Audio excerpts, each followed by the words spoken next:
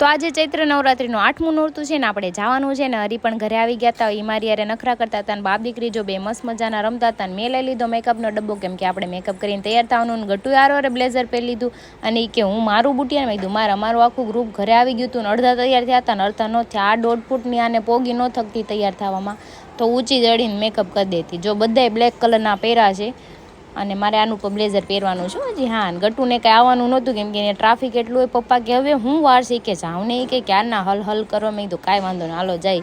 તો જો બધા રેડી થઈ ગયા છે ને નીકળી ગયા ને અમારા ગ્રુપમાં છે ને બધા બ્લોગર છે એટલે બધા પોતપોતાનો ફોન લઈને છે ને વિડીયો બનાવતા નીકળી ગયા ને પહોંચી ગયા રામાયણ ફાર્મમાં. લોકેશન એટલે કાંઈ ઘટે નહીં એવું ને પહોંચી ગયા અંદર.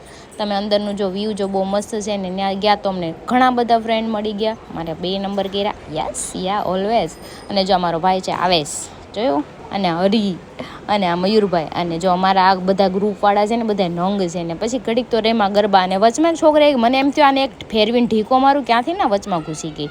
પછી મેં હરીને છે ને આ પાછળ જ રહીને મારી ફ્રેન્ડને મળી હતી મને હગ કરી ગઈ. પછી થોડીક વાર એની હારે રમે અને આખા ગ્રાઉન્ડમાં આટા મારે. ક્રાઉડ તો જો પબ્લિક બહુ છે અને અમારો ડાન્સ જો અમારું ગ્રુપ જ્યાં ભેગું થઈને ત્યાં મોજ પડી જાય. તમારે આવું છે ગ્રુપ કમેન્ટ કરજો, ટેગ કરજો તમારા ફ્રેન્ડ લોકોને ને અમારા ગરબા જો મેં હરીએ બે સેમ કર્યું કપલ. ફૂલ વોક જોયું તો મારી ચેનલમાં આવી ગયો. Like share subscribe. અને જો બધે ભૂખડ છે ને